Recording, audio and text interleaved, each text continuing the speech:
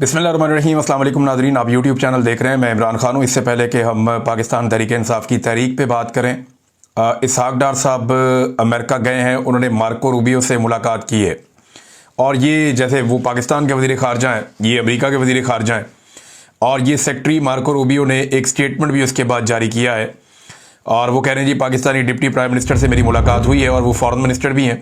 दोनों ओहदे उन्होंने साथ लेके और उनके साथ जो है वो डिस्कशन हुई है बायलैटरल ट्रेड के ऊपर, दो तरफा तजारत के ऊपर और कोलैबोरेशन बढ़ाने के ऊपर। क्रिटिकल मिनरल्स सेक्टर, ये है जी सबसे इंपॉर्टेंट चीज़ जो उन्होंने लिखी और उन्होंने कहा जी मैं उनका शुक्रिया अदा करता हूँ पाकिस्तान का उस पार्टनरशिप के लिए जो दहशतगर्दी के खिलाफ पाकिस्तान का किरदार है, पूरी रीजनल स्टेबिलिटी के लिए पाकिस्तान ने जो अदा किया है।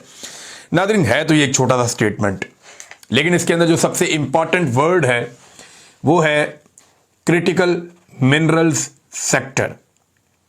देखिए, अमेरिका को पाकिस्तान की मादनियात में दिलचस्पी है, ये बात कोई ढकी छुपी नहीं है। अमेरिका को माजी में भी तेल के अंदर दिलचस्पी रही है, मादनियात के अंदर दिलचस्पी रही है। अफगानिस्तान में लिथियम के बहुत बड़े बड़े ज़खायर हैं और अमेरिका दुनिया की सबसे बड़ी इकॉनमीज में से एक है, बल्कि सबसे तगड़ा मुल्क है और दिफाई नुक्ता नज़र से भी बहुत ताकतवर मुल्क है और नो डाउट कि इस वक्त वो दुनिया के अंदर एक सुपर पावर के तौर पे एग्जिस्ट करता है। तो जितना बड़ा मुल्क है उतनी ज़्यादा उसकी ज़रूरियात हैं।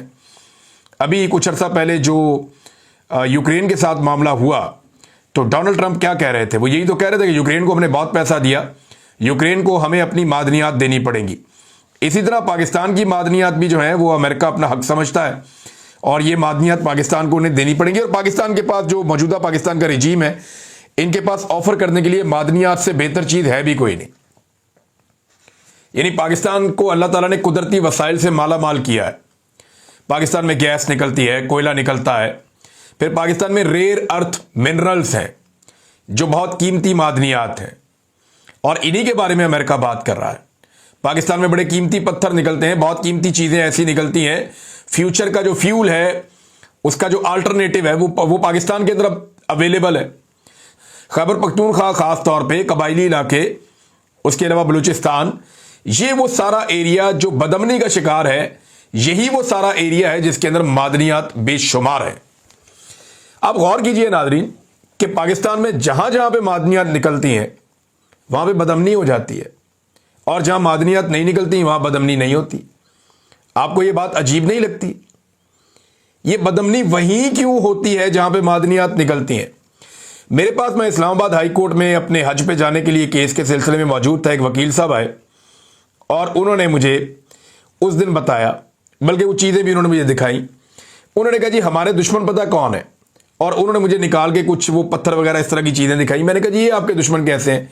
उन्होंने कहा ये वो मिनरल्स हैं जो हमारे इलाके से निकलते हैं, ये वो कीमती धातें हैं जो हमारे इलाके से और पत्थर हैं जो निकलते हैं। मैंने कहा फिर? उन्होंने कहा जी ये हमारे दुश्मन है, इनके ऊपर पाकिस्तान की रियासत कब्जा करना चाहती है और हमें इसके अंदर कोई फूटी कौड़ी नहीं देना चाहती। वो ये चाहते हैं कि हम अपने इलाके छोड़कर चले जाएं और ये वसाइल जूं के तू वहां पड़े रहें और ये ट्रकों में भर भर के इनको निकालें और पूरी दुनिया में इनको भेजें।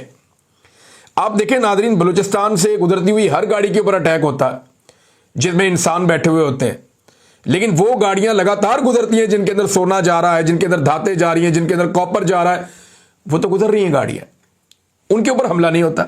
कभी आपने सुना है कि ईरान से जो तेल स्मगल होकर आ रहा है पाकिस्तान में, उन गाड़ियों के ऊपर अटैक हुआ हो? बताएं उनके ऊपर अटैक क्यों नहीं होता? सवाल है ना सादा सा। एक सवाल जो है वो बैरिस्टर उमैर नियाज़ी साहब ने भी पूछा, उसके बाद तो चिरागों में रोशनी नहीं रही और एक ऐसे एंकर के सामने पूछा जिसके बहादुरी के बहुत बड़े बड़े दावे थे, लेकिन फिर मैंने उसकी हवा निकलती हुई देखी है एंकर की कि बेचारे को समझ नहीं आ रहा था कि वो अपना मुंह कहां पे छुपाए और कहां से वो अपने आप की शर्मिंदगी जो है वो मिटाए। वो ये कहते हैं जनाब कि ये दहशतगर्दों को कैसे बॉर्डर पे रोक सकते हैं जब 22 व्हीलर ट्राला जो है वो डीजल लेके आ रहा है, बॉर्डर से ही आ रहा है ना, और कहां से आ रहा है?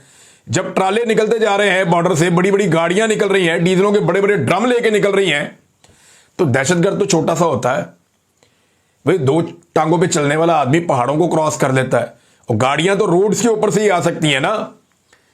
कोई कच्चे पक्के रास्ते बने होंगे जिनके ऊपर से गाड़ियां आती हैं। इन गाड़ियों को जो नहीं रोक सकते बॉर्डर के ऊपर, वो इंसानों को क्या रोकेंगे?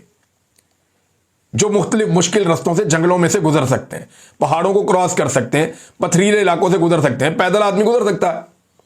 तो ये एक सवाल बैरिस्टर उमैर नियाज़ी साहब ने उठाया, बड़ा जबरदस्त सवाल था, लेकिन इसका किसी के पास जवाब क्या होगा?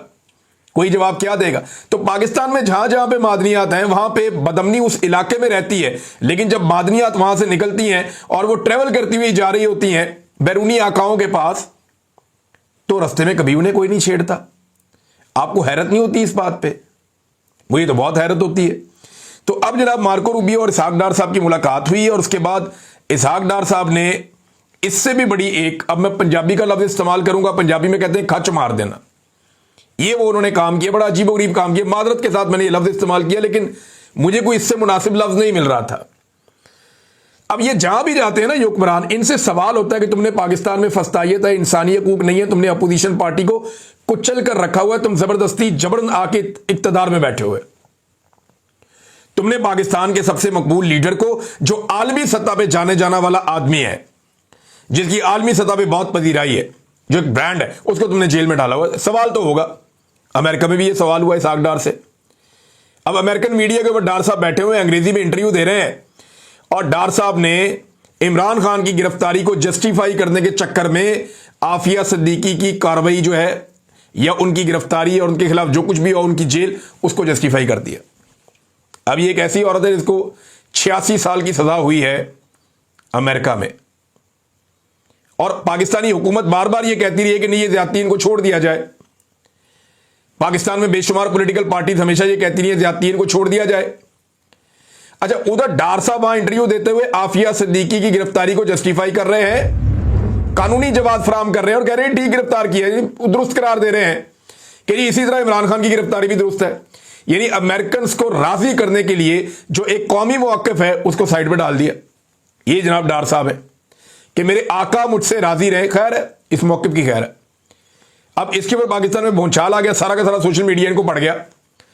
सोशल मीडिया ने कहा जी पाकिस्तान में आपका मौक़िफ़ कुछ और होता है। इधर शहबाज शरीफ मुलाकात कर रहा है आफिया सिद्दीकी की बहन फौजिया सिद्दीकी से, ये अभी मुलाकात कर रहे हैं, तस्वीरें आ रही हैं और सोशल मीडिया तस्वीर से भरा पड़ा है। एक बड़ी जबरदस्त तहरीर लिखी है अवैस हमीद साहब ने। अवैस हमीद भट्ट साहब बड़े अच्छे सीनियर जर्नलिस्ट हैं, मैंने और उन्होंने इकट्ठे काम भी किया हुआ है। इन्होंने बड़ी जबरदस्त इस हवाले से एक चीज लिखी है, मैं आपके साथ शेयर करता हूं। इमरान खान, आफिया सिद्दीकी और इसहाक डार का इकबाल जुर्म। मौसूफ अमेरिका में एक इंटरव्यू के दौरान फरमा रहे हैं कि जैसे आफिया सिद्दीकी को दुरुस्त सजा दी गई है, वैसे ही